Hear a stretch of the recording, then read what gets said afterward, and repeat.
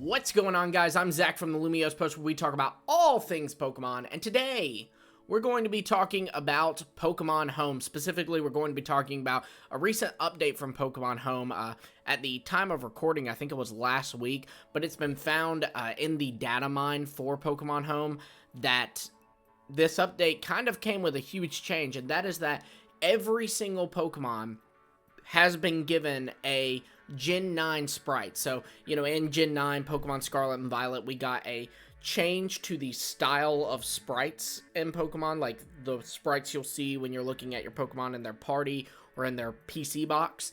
But now, those are a new style, and they have updated every single Pokemon to have this new style. And this may kind of sound, just like, okay, whatever, but let me get into why this is so important. Okay, so what this means is, first off, you're going to have people talking about, well, does this mean national dex for DLC? And no, it doesn't. Very likely what happened is that the Pokemon Company was outsourcing the creation of these sprites. They very often, Pokemon will outsource parts of their games, like their models, or even Pokemon Home was outsourced to Ilka. It wasn't made by GameFreak, it was made by Ilka. So very likely when Pokemon was getting the Gen 9 sprites for, the Gen 9 Pokemon, Finizen, Lechonk, but also the Pokemon that are in the Gen 9 games, like a Charizard or Copperajah, they very likely just went ahead and outsourced this to another company and said, you know what, if you could here's all the Pokemon, just make one for everything. And that's a very common practice, and it just makes sense because if these are going to be the sprites going forward, and I would imagine they will be for a very, very long time, then it makes sense that they just go ahead and get it done. That way, when DLC rolls around and they're adding new Pokemon into the game, they don't have to go and outsource again. They already have the asset for whatever Pokemon they bring back. They already have its asset, and they can use that. When there's another remake, be it a Johto remake, Unova remake, whatever, they can use that asset. A Legends game, they can use that asset. It just makes sense to go ahead and do it. So, no, it doesn't mean national dex, but there are some pretty big things here, I think. So, first off, this means that not only did every Pokemon get this, but every form for a new Pokemon got this, except for Gigantamax forms, and there is a reason for this. So Gigantamax forms are, oddly enough, not listed as an alternate form in terms of the coding of the game, so they didn't feel the need to build it a sprite. Now, I still think it's interesting because it does kind of confirm that Pokemon has no plans to return to Gigantamax anytime soon, but to be real with you, that's really not a surprise. Gigantamax is something that, to the best of our knowledge, it only occurs in the Galar region. And we just got the Galar region, so I doubt that we're going to be revisiting that anytime soon. But this does give us some hope for Mega Evolution fans like myself, because we have Mega Evolution assets for these Pokemon. We have Mega Scizor, its sprite is there. Mega Latios and Latios, its sprite is there. All the Mega Evolutions, their sprites are there. So that is really, really cool. And it does kind of mean that, hey, maybe they'll put it in DLC and they already have the asset for it. It is possible. Now, this doesn't necessarily point to it, but it is nice to know that by doing that, they haven't forgotten about this. Now, interestingly enough, this also means that they haven't forgotten about some other Pokemon, too. So, first off, we have Ash Greninja. Ash Greninja is in here, There's been this whole big debate with Ash Greninja. It all started with when the anime was kind of bringing back Ash's Greninja, and he was reminiscing about the time he had with Greninja. It showed flashback scenes to moments where Ash's Greninja was a Greninja, such as when he battled Alon, or when Ash and Greninja were saving Pokemon in the forest next to, or the Winding Woods next to Snowbell City. In these moments, in X, Y, and Z, Greninja was in his Ash Greninja form, but in the flashback, he's not. He's shown to just be regular Greninja. So people were like, are they retconning Ash Greninja? Well, then in the games, we now have Battle Bond has been changed. Battle Bond used to, when Greninja knocks out a Pokemon, if it has Battle Bond, it then changes into its Ash Greninja form.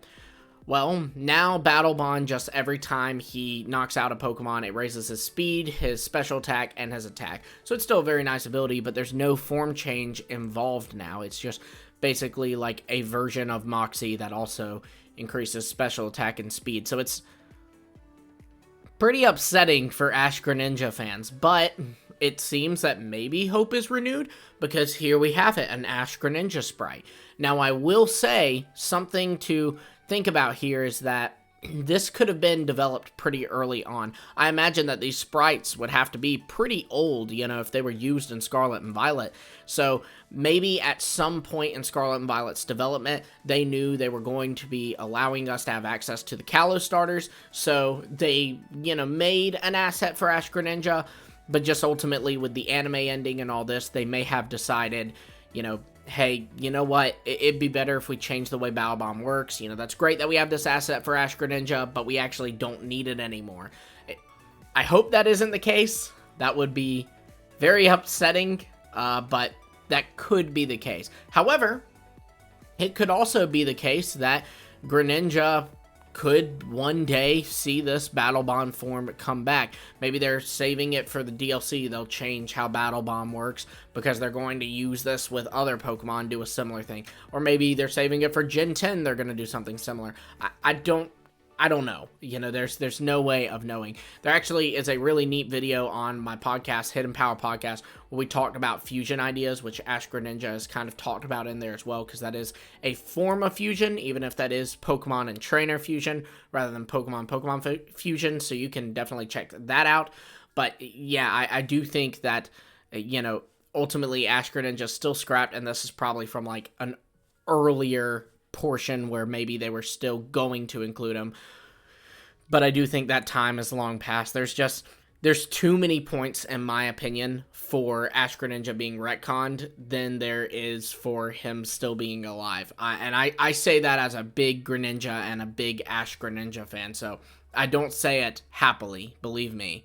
Now, the next thing that's very, very interesting is AZ's Floette. That's right, we have the Eternal Flower Floette.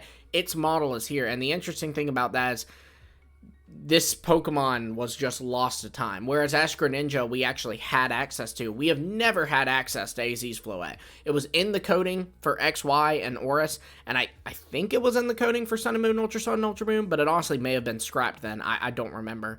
But it was basically this version of Floette. It's the one that AZ has, and it was going to probably be a mystery event at some point during the Generation 6 games, and it just never happened. It has boosted stats, so it's stronger than a normal Floette, and it also has an exclusive move in Light of Ruin. So yeah, it may have an exclusive ability too. I'm not too sure on that, but either way, AZ's Floette is back now, it seems. You know, they've made a sprite for it. Now, the interesting thing about this one, like I said, with Ash Greninja, that was a thing that existed, so it makes sense that they'd make a sprite for it and then just kind of decide, you know what, we want to retcon this, so we're not going to do that. But with AZ's Floette, it's never existed. You know what I mean? Like, it's existed in the game, but it's never been something we've had access to. There was no need to create a sprite for it or a model for it because we'll never have it.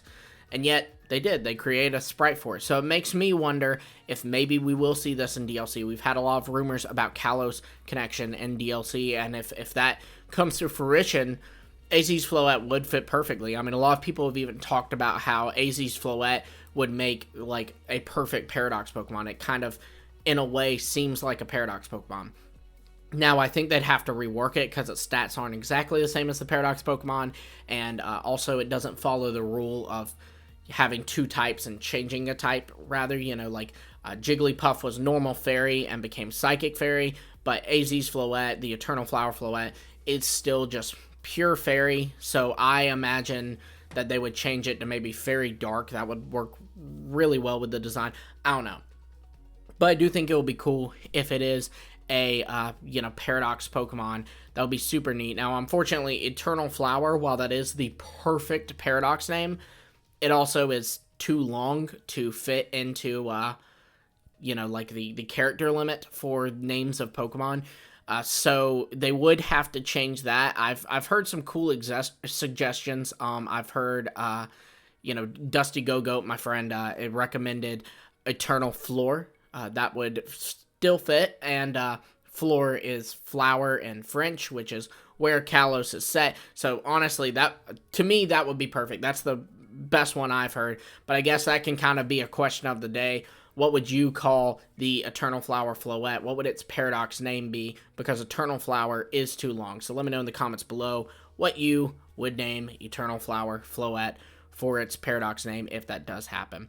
But yeah, all of this, and then Ultra Necrozma as well, which would kind of signify Z moves. It is interesting. It just shows that Game Freak is not done with Mega Evolution, and Game Freak is not done with Z moves, and maybe, just maybe, they may not be done with Ash Greninja or AZ's Floette either. Let me know what you think of this in the comments below, and of course, your paradox name for AZ's Floette. Again, all that in the comments below. Be sure to like, subscribe, and hit the bell for notifications so you don't miss all of our future Pokemon videos. I'm telling you right now, if we get an announcement for AZ's Floette, Ash Greninja, Mega Evolution, or Z moves coming in DLC for Scarlet and Violet, you know we will be covering it, because that will be a dream come true for me. We're probably going to cover it like 1,000,000 times. You don't want to miss that, so like, subscribe, and hit the bell. And until next time, I will see all of you later.